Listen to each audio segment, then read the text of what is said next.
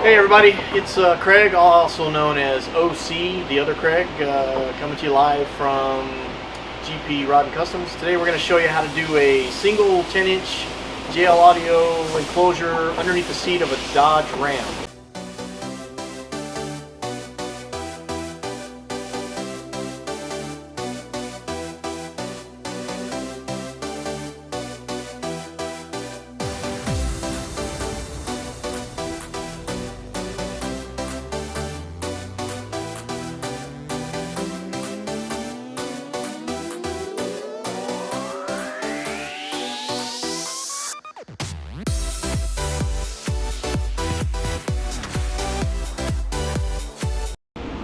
Hey Craig. Hey Brian. What's going on here?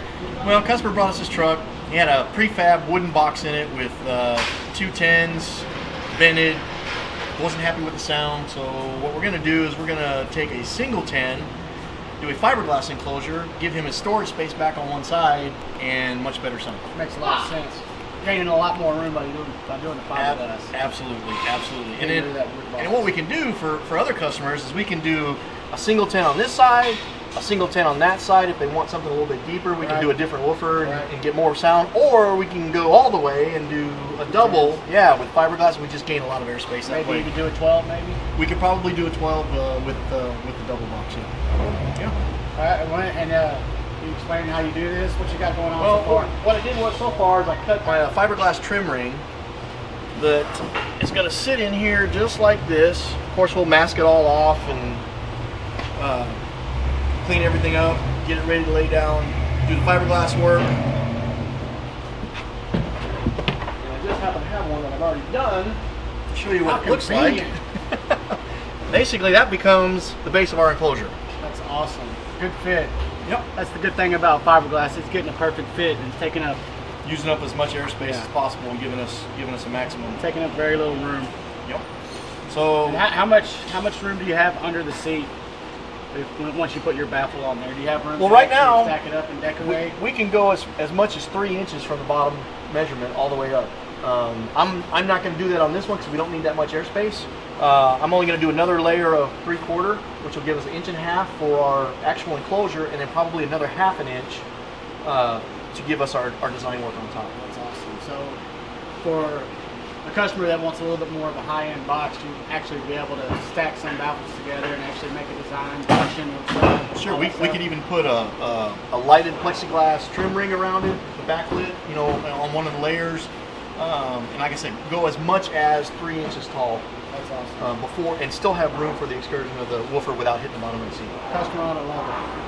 To Woodshop, and earlier I talked about double enclosure, single enclosure for large airspace, single enclosure for small airspace. Here's kind of a representation of the whole thing. This is what we started with, which is our double template, which is built to use maximum airspace. If we have to go all the way back to the firewall, all the way up over the front, running with the front seat, this is our maximum airspace we can use. This would be for a single subwoofer that needs a little bit more airspace than some of the small box woofers, and this is the one that we adapted from this to use for today's application for the small box 10-inch subwoofer that we're going to use. We can also cut this down for the outside shapes. As you see, we can do that a little bit larger if we needed it by going further back, but for this application, that's going to be the perfect airspace.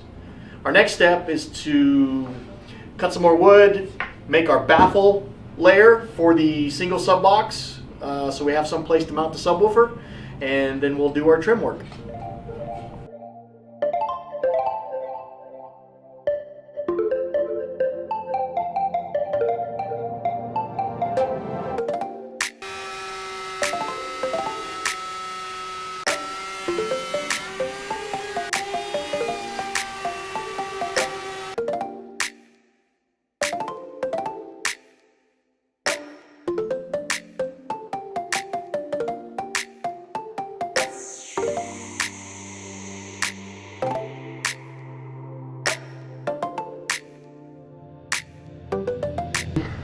So here's the basic piece that we started with. It's the template that we took off of our mass template to do a single, smaller enclosure underneath the driver's side rear seat on a Dodge Ram pickup.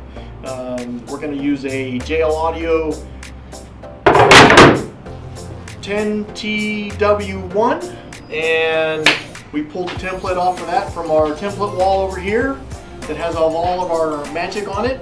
And what we did was we set it on our baffle, which we cut out a 3/4 inch MDF, which is what the speaker actually bolts to. Cut our inside diameter on that, lined it up with our top trim piece. We'll mate this to the bottom with screws and glue and all that kind of good stuff. We came over here to the router table and we duplicated that shape, which goes around the outer edge of the speaker with room to tuck your carpet in if you're going to cover it that.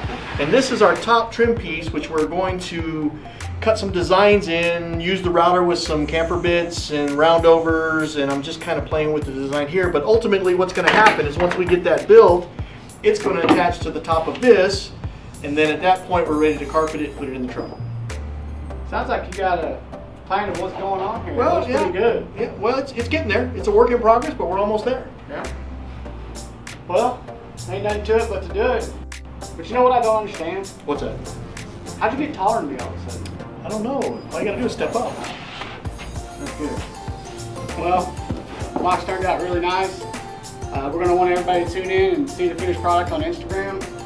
We'll be doing, actually he'll be doing more of these boxes. We got maybe three more lined up. 3 more that I know of. Yeah. 3 more, and one of them's a double box. One's a double, one's a driver's side, or actually 2 driver's side and a double. Cool, and yeah, you'll be able to see all those in it on Instagram.